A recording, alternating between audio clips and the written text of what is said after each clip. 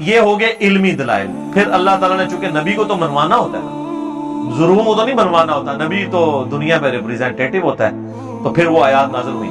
فَمَنْ حَاجَّكَ فِيهِ مِنْ بَعْدِ مَا جَاءَكَ مِنَ الْعِلْمِ, اس کے باوجود اگر یہ آپ سے جھگڑا کریں, باوجود اس کے کہ آپ کے پاس آ چکا ہے العلم, کیا؟ قرآن, جس میں صحیح عقیدہ بتا دیا گیا کہ عیسیٰ ابن مریم کے بارے میں کیا ہونا چاہیے. فَقُلْ تَعَالَوْا, تو پھر نبی آپ نے ان کو چیلنج کرنا ہے کہ آ جاؤ نا جناب میدان چھو.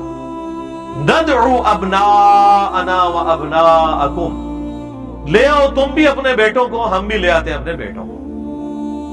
وَنِسَاءَنَا وَنِسَاءَكُمْ, تم بھی اپنی عورتیں لے آؤ, ہم بھی اپنی عورتیں لے آتے ہیں کھلے میدان میں. وَأَنفُسَنَا وَأَنفُسَكُمْ, تم خود بھی آ جاؤ, ہم بھی آ جاتے ہیں. ثُمَّ نَبْتَهِلْ, پھر ہم گڑ گڑاتے ہیں اللہ کے حضور. فَنَجْعَلْ لَعْنَةَ اللَّهِ عَلَى الْكَاذِبِينَ, اور اللہ سے دعا کرتے ہیں کہ جو جھوٹا ہے نا اسی وقت اس پہ اللہ کی لعنت نازل ہو. یہ ہے آیت مباہلہ, جو کرسچنز کے ساتھ ہوا مباہلہ. سورہ آل عمران آیت نمبر 61. تو اس آیت کے اگینسٹ اللہ تعالیٰ نے ظاہر ہے کہ وحی کے ذریعے پھر حضور کو بتایا نا کہ آپ نے لے کے کسے آنا ہے. ویسے تو بریلوی دیوبندی اہل حدیث سے مشورہ کیا جاتا تو وہ ہستیاں نہ آتی جن کو حضور لے کے گئے تھے, ظاہر ہے, کیونکہ انہوں نے کہا تھا حضور دیکھیں قرآن میں حکم ہے آپ اپنے بیٹوں کو لے آؤ, تو آپ کا تو بیٹا کوئی بھی نہیں ہے. لیکن نبی الاسلام کسے لے کے آئے؟ حسن و حسین کو. صحیح مسلم میں یہ حدیث ہے 6220 انٹرنیشنل نمبر کے مطابق, مولا علی کے فضائل والے چیپٹر میں امام مسلم نے یہ حدیث نقل کی ہے. یہ کسی تھرڈ کلاس کتاب کے اندر نہیں ہے, مین سٹریم کی کتاب کے اندر ہے. اچھا, اگلا حکم تھا وَنِسَانَا وَنِسَاكُمْ, اپنی عورتوں کو لے آؤ, ہم بھی اپنی عورتیں لے آتے ہیں. سنیوں کے مشورے سے اگر آتا تو حضرت عائشہ آتی, حضرت حفصہ آتی, کیونکہ حضور کی عورتیں تو وہ تھیں. لیکن حضور کسے لے کے گئے؟ سیدہ فاطمہ کو. حضور نے جو فیصلہ کیا یہ آج تک سنی بیچارے ہضم نہیں کر رہے. سنی میں کہہ رہا ہوں جو 2 نمبر سنی ہے, ہمارے والے سنی نہیں, ہم تو اہل سنت منہج کو فالو کرتے ہیں. میں ان سنیوں کی بات کر رہا ہوں جو اپنے سنیت کے ٹھیکیدار بنے ہوئے ہیں. وہ تو کہتے ہیں حضور عورتیں لکھا ہوا تھا پہلا تھا, چلو ایک بیوی بھی نال لے جاؤ. کوئی بیوی ساتھ نہیں تھی, 9 بیویاں کم از کم زندہ تھیں اس وقت حضور کی. حضرت خدیجہ تو فوت ہو چکی تھی, کیونکہ یہ آیت مبالغہ والا جو واقعہ ہے یہ حضور کی وفات سے آلموسٹ آپ سمجھ لیں 1-1.5 سال پہلے کا ہے. اور پھر کہا گیا کہ آپ خود بھی آ جائیں اور یہ لوگ خود آ جائیں, تو خود نبی علیہ السلام خود چلے گئے. سیدنا علی کو بھی ساتھ لے گئے. چلے یار, بیٹے تو پورے ہو گئے تھے حسن و حسین سے, عورتیں بھی پوری ہو گئی تھی سیدہ فاطمہ سے. حضرت علی کا کیا کام تھا؟ حضرت علی تو حضور کے بیٹے بھی نہیں تھے, منہ بولے بیٹے ضرور تھے کہ پرورش کی تھی, لیکن بیٹے تو نہیں تھے. لیکن آپ کی چونکہ آل آپ سے چلنی تھی اہل بیت, اس لیے حضرت علی کو یہ پروٹوکول ملا. نمبر 2, حضرت علی حضور کا نفس بھی تھے. صحیح بخاری میں حدیث ہے, علی مجھ سے ہے, میں علی سے ہوں. یہ بہت شان والی ہے. یہ حضرت حسین علیہ السلام کے بارے میں بھی ہے, الحسین منی وانا من الحسین. آیت مباہلہ میں یہ جو فضیلت ہے سیدنا حسن حسین اور سیدہ فاطمہ کی اور مولا علی کی, کہ حضور علیہ السلام قرآن کے حکم کے تحت ہم سے مشورہ کیے بغیر, تو آپ کیا سمجھتے ہیں کہ اللہ سے بھی مشورہ نہیں ہوا؟ حضور علیہ السلام نے جو ایکٹیویٹی پرفارم کی ہے وہ اللہ کی وحی سے کی ہے, اور اگر یہ اپنے اجتہاد سے بھی کی ہے تب بھی چونکہ بعد میں اللہ نے نہیں ٹوکا تو وہ وحی کا حصہ ہی ہو گئی کہ اللہ کی مرضی بھی اسی میں سے. تو یہ 5 دن پاک کا کنسیپٹ پھر اسی سے ہم لیتے ہیں. سیدنا حسن، حسین، فاطمہ اور علی اور نبی علیہ السلام صلی اللہ علیہ وسلم۔ ایک تو الگ سے حدیث ہے جو اما عائشہ نے روایت کی ہے سلام اللہ علیہا، وہ بھی صحیح مسلم میں ہے۔ وہ کہتی ہیں کہ ایک دن حضور اپنے گھر سے اس حال میں برآمد ہوئے کہ آپ نے کالی چادر اوڑھی ہوئی تھی جس کے اوپر نقش و نگار بنے ہوئے تھے ہنڈیا کی اور اونٹ کے کجاووں کی شکل کے۔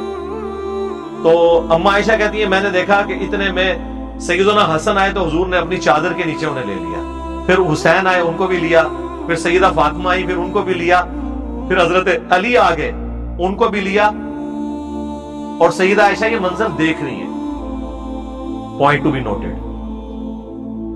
اور حضور ایک چادر کے نیچے اپنے سارے اس خاندان کو لے کے آپ نے کہا اللہم ہاؤلاء اہل بیتی، اے اللہ یہ ہے میرے اہل بیت۔ پھر آپ نے آیت تلاوت کی سورہ الاحزاب کی 33، انما یرید اللہ لیذھب عنکم الرجس اہل البیت ویطہرکم تطہیرا۔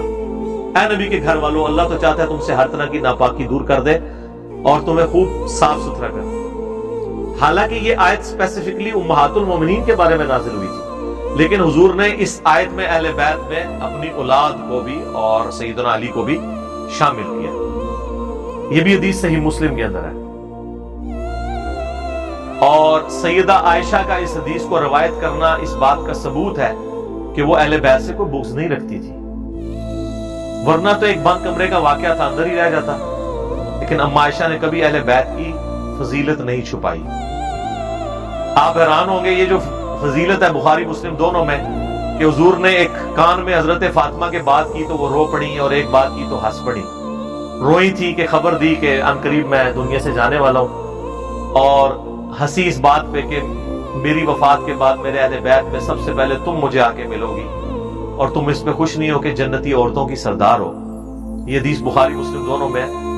حضور کی وفات کے بعد اما عائشہ نے حضرت فاطمہ سے یہ پوچھا کہ حضور نے اس وقت آپ کے کان میں کیا بات کی تھی، اس حق کے سبب جو میرا تم پر ہے کہ میں تمہاری ماں ہوں، مجھے بتاؤ حضور کا راز۔ اچھا، حضور علیہ السلام کی زندگی میں اما عائشہ نے بھی نہیں پوچھا، پوچھتی بھی تو حضرت فاطمہ نے بتانا نہیں تھا، کیونکہ حضور نے وہ بات کی ہی کان میں تھی۔ کان میں بات وہی کی جاتی ہے جو اوپنلی نہیں بتانی ہوتی یا اس کا محل اس وقت نہیں ہوتا۔ اما عائشہ نے بعد میں پوچھا، لہذا سیدہ فاطمہ کی جو شان ہے نا کہ وہ جنتی عورتوں کی سردار ہے، اس حدیث کو روایت کیا ہے اما عائشہ نے سلام اللہ علیہا۔ یہ ہے اصل بات کرنے والی۔ تو یہ آیت مباہلہ جب نازل ہوئی تو نبی علیہ السلام نے ان ہستیوں کو اپنے ساتھ لیا۔ یہ اہل بیت کی شان میں ایک بہت بڑی آیت ہے، اس کے اوپر الگ سے میری ویڈیوز ریکارڈڈ ہے، اور ابھی حال ہی میں میری ایک ویڈیو ریکارڈ ہوئی تھی یہ محرم کے اندر۔ آپ کو پتا ہے پہلے وہ ایک غالی رافضی نے سیدنا ابوبکر کے اوپر بکواسات کیے تھے، نعوذ باللہ ان کی تکفیر کی تھی، تو اس کے جواب میں میں نے نہج البلاغہ سے مولا علی کے خطبات میں سیدنا ابوبکر عمر عثمان رضی اللہ عنہم اجمعین وعلیہم السلام اجمعین کا دفاع کیا تھا۔ اور اس کے بعد پھر جب انہوں نے اعلانیہ سب و شتم کیا حضرت معاویہ اور ابو سفیان پہ رضی اللہ عنہما، تو میں نے اس کے رد میں بھی کچھ چیزیں پیش کی تھی، اور پھر میں نے اس میں شیعہ کی تو جو اصلاح کرنی تھی وہ کی، سنیوں کو بھی بتایا کہ بیسیکلی ممبروں پر صحابہ پہ لعنت کرنے کی بدعت ایجاد ہی آل امیہ کے دور میں ہوئی تھی۔ اس کانٹیکسٹ میں نے اس حدیث کو بڑی ڈیٹیل سے بیان کیا ہے۔ یہ حدیث میں نے ویسے ایک ٹکڑا بیان کیا ہے صحیح مسلم سے، تو وہ پوری حدیث جو ہے نا وہ اس چیز اب اس مختصر کلاس میں بیان تو نہیں کر سکتا اس طرح ڈیٹیل کے ساتھ، لیکن چونکہ یہ متقاضی ہے میں اس کو تھوڑا سا بیان کر دیتا ہوں کہ صحیح مسلم میں یہ حدیث ہے 6220 کہ سعد ابن ابی وقاص کو حضرت معاویہ نے بلایا اور ان کو حکم دیا کہ حضرت علی کے اوپر سب و شتم کریں، نعوذ باللہ۔ سب و شتم یہ کرتے تھے، وہ لعنت بھیجتے تھے۔ صحیح مسلم میں 6229 نمبر حدیث ہے، وہ کہتے تھے لعن اللہ ابا التراب علی ابن ابی طالب، نعوذ باللہ۔ تو حضرت سعد ابن ابی وقاص چونکہ بدری صحابی تھے اور انہوں نے حضرت علی کی شانیں دیکھی ہوئی تھی، خود بھی اشرا مبشرہ تھے، حضور کے ماموں بھی تھے رشتے میں، تو مسلم کے الفاظ ہیں امر معاویہ تو سعدا، معاویہ نے سعد کو حکم دیا اور پھر کہا تمہیں کون سی چیز روکتی ہے کہ تم علی پہ سب نہیں کرتے؟ وہ کہتے ہیں جی سب کا مطلب تنقید ہے. اچھا جی تو حضرت علی پہ تنقید کرنا ثواب کا کام ہے؟ یہ تقی عثمانی صاحب نے کہانی کرائی. تو میں نے کہا حضرت صاحب آپ حدیث کی کتابیں پڑھیں, سب کا ترجمہ مسلم میں ہوا ہے 6229 لعن اللہ ابا التراب, یہ کہلواتے تھے بنو امیہ. یہاں پہ سب کا ترجمہ یہ وہی ہے جس طرح یہ توفی کا ترجمہ جو ہے وہ اپنی مرضی سے لیتے ہیں. وہ توفی کا ترجمہ خود بتائے گا کہ میں اس جگہ پہ نیند کے لیے آیا ہوں, یہ پوری توفی کے لیے آیا ہوں, یا موت کے لیے آیا ہوں. تو سب کا ترجمہ اس میں موجود ہے. تو حضرت سعد ابن ابی وقاص نے کہا میں کبھی بھی علی پر سب نہیں کروں گا ان باتوں کے سبب جو میں نے رسول اللہ سے ان کی شان میں سنی ہے, اور 3 باتیں ایسی ہیں کہ مجھے تو ایک بھی مل جائے تو میرے لیے سرخ اونٹوں سے بہتر ہے. سرخ اونٹ آپ سمجھ لیں آج کے دور میں جو مہنگی, آپ سمجھ لیں مرسیڈیز گاڑی, سرخ اونٹ مہنگا ترین اونٹ ہوتا تھا. یہ وہ شخص کہہ رہا ہے جو خود اشرف و بشرا ہے, جس کے بارے میں مولا علی روایت کرتے ہیں بخاری مسلم دونوں میں کہ میں نے ایک شخص کے بارے میں سنا ہے حضور علیہ السلام کی زبان سے کہ میرے ماں باپ تیرے پہ قربان, احد کے موقع پر 7 تیر چلا, تجھ پہ میرے ماں باپ قربان. سر یہ فضیلت کو چھوٹی ہے؟ تو مولا علی کہتے ہیں یہ سعد بن مالک نام ہے سعد ابن ابی وقاص کا, یہ دونوں ایک ہی صحابی کے نام ہے. مالک چونکہ کنیت تھی ان کے باپ کی, ابی وقاص. تو کہتے ہیں میں نے سعد ابن مالک یعنی سعد ابن ابی وقاص کے لیے خود رسول اللہ سے سنا, اور مولا علی بیان کر رہے ہیں کہ میرے ماں باپ قربان, تو تیر چلا. اور وہ سعد جس پہ حضور اپنے ماں باپ کو جمع کر رہے ہیں, وہ کہہ رہے ہیں مجھے تو علی والی ایک فضیلت مل جائے نا تو میرے لیے تو اس سے بڑی کوئی چیز ہی نہیں ہے. اور انہوں نے کہا 3 فضیلتیں تو میں ابھی تجھے بیان کرتا ہوں یہاں پہ. لہذا مخالفین اہل بیت کے سامنے حضرت علی کی تعریف بیان کرنا یہ حضرت سعد کی سنت ہے. ٹھیک ہے جی. تو یہ کہنا کہ یہ باتیں کرنی نہیں چاہیے, وہ اپنے دماغ کا علاج کروائیں. ہم تو سعد ابن ابی وقاص کی سنت ہے. صاحب نے کہا کہ سن معاویہ, پہلی فضیلت غزوہ تبوک کے موقع پر پہلا موقع تھا کہ حضور علیہ السلام اپنے ساتھ مولا علی کو نہیں لے کے گئے. باقی ہر جنگ میں حضرت علی ساتھ ہوتے تھے, جھنڈا آگے اٹھاتے تھے. تو حضرت علی نے رونا شروع کر دیا, یا رسول اللہ میں آپ کے بغیر. تو کہا تو اس پہ خوش نہیں ہے, تیری میرے ساتھ وہی نسبت ہے جو ہارون کی موسیٰ کے ساتھ. جب موسیٰ کوہ طور پہ گئے تھے ہارون کو اپنا خلیفہ چھوڑ کے گئے تھے پیچھے, تو میں عورتوں اور بچوں پر اور جو مریض ہیں یا بوڑھے ہیں ان پر اپنا نائب تجھے چھوڑ کے جا رہا ہوں. اس سے جو شیعہ نے وہ خلافت ثابت کی بلا فصل وہ باطل عقیدہ ہے ان کا. یہ کچھ اور چیز ہے, وہ اور چیز ہے. حضرت علی کو تسلی ہو گئی. اب یہ بہت بڑی فضیلت تھی, لیکن ساتھ ہی حضور نے کہا مگر میرے بعد کوئی نبی نہیں ہے. ہارون تو نبی تھا لیکن تم نبی نہیں ہو, بہرحال میرے لیے تم خلیفہ ہو جیسا کہ ہارون موسیٰ کے لیے تھے. معاویہ دوسری فضیلت سن, خیبر کے موقع پر حضور نے فرمایا تھا کہ میں کل اس شخص کے ہاتھ میں جھنڈا دوں گا جو اللہ اور اس کے رسول سے محبت کرتا ہے اور اللہ اور اس کا رسول اس سے محبت کرتے ہیں. ہم پوری رات اس شوق میں سوئے نہیں کہ یہ شخص کون ہوگا. ہر ایک کو امید تھی کہ شاید میری لاٹری نکل ہے. صبح مولا علی کو بلا کے حضور نے جھنڈا دیا, ان کی آنکھوں میں آشوب چشم تھا, اپنا مبارک لعاب ان کی آنکھوں میں لگایا, ان کو شفا ہو گئی, اللہ نے فتح دی. اور مسلم شریف میں تو 2 حدیثیں آگے 6222 ہے. ابو ہریرہ کہتے ہیں رضی اللہ تعالیٰ عنہ کہ حضرت عمر مجھے کہا کرتے تھے مجھے پر پوری زندگی کبھی خواہش نہیں ہوئی کہ مجھے کوئی منصب ملے, صرف خیبر کے موقع پر میں بھی چاہتا تھا کہ جھنڈا مجھے مل جائے. وہ فضیلت بہت بڑی تھی لیکن اللہ نے یہ فضیلت علی کے لیے لکھ دی. یہ صحیح حدیث ہے مسلم میں, لیکن یہ آپ کو کبھی نہیں بیان کی گئی. آپ کو ایک جعلی روایت بیان کی گئی ہے تاریخ بغداد سے اور دلائل النبوہ سے کہ حضرت عمر کہتے تھے کہ مجھے غار ثور کی 1 رات کی نیکی مل جائے, ابو بکر کی اور پوری زندگی کی میری نیکیاں لے لے. اس حدیث کو شیخ البانی, شیخ زبیلی زئی, پرانے سارے علماء کہتے ہیں یہ فیبریکیٹڈ جعلی گھڑی ہوئی حدیث ہے, ضعیف بھی نہیں ہے, موضوع حدیث ہے, وضع کی گئی.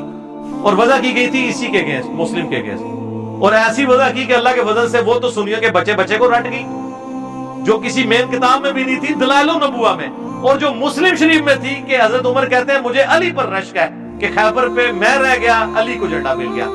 وہ کسی سنی کے مولوی کو بھی نہیں پتا. انجینئر صاحب بتاتے ہیں کیوں, کیونکہ نام ہے بابی, نام ہے بابی, میں ہوں مسلم, علمی کتاب, اور یہ ہے کتابی بات. مرنے سے پہلے اے مسلمان کر لے اس پہ غور، کتابوں کا خدا اور ہے، بابوں کا خدا اور، کتابوں کا دین اور ہے، بابوں کا دین اور کتابوں کا جہاں اور ہے اور بابوں کا جہاں اور۔ تو اور تیسری فضیلت سن، جب آیت مباہلہ نازل ہوئی نجران کے عیسائیوں کے اگینسٹ، سورہ ال عمران آیت نمبر 61 جو آج ہم نے کور کی، تو حضور علیہ السلام نے حسن، حسین، فاطمہ اور مولا علی کو لیا اور کہا اللہم ہؤلاء اہل بیتی، اے اللہ یہ میں اپنے اہل بیت لے کے آیا ہوں۔ بل وہ عیسائیوں کی خوش قسمتی کہ وہ مبالغہ ہوا ہی نہیں، وہ بھاگ گئے، ان کو نظر آ گیا تھا کہ ہمارا جرموک تک بات جانی نہیں تھی، وہی کام الٹ جانا تھا۔ بہرحال وہ اللہ کی حکمت۔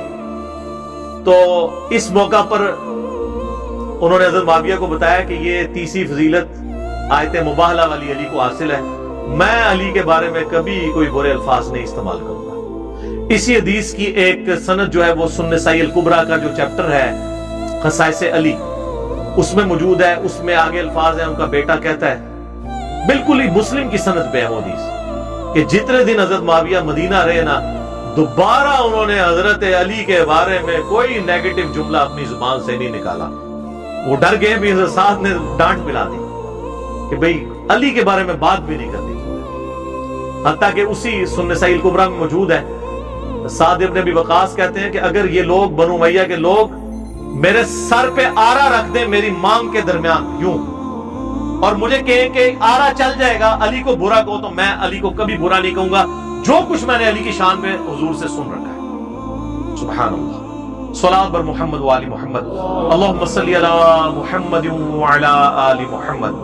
باقی میں نے بہت کچھ ریکارڈ کروا دیا ہے، وہ آج پوری دنیا میں علی علی ہو رہی ہے، اور پوری دنیا میں حاق چار یار کی آواز بلند ہو رہی ہے، اور بنو امیہ کو لوگ کنڈیم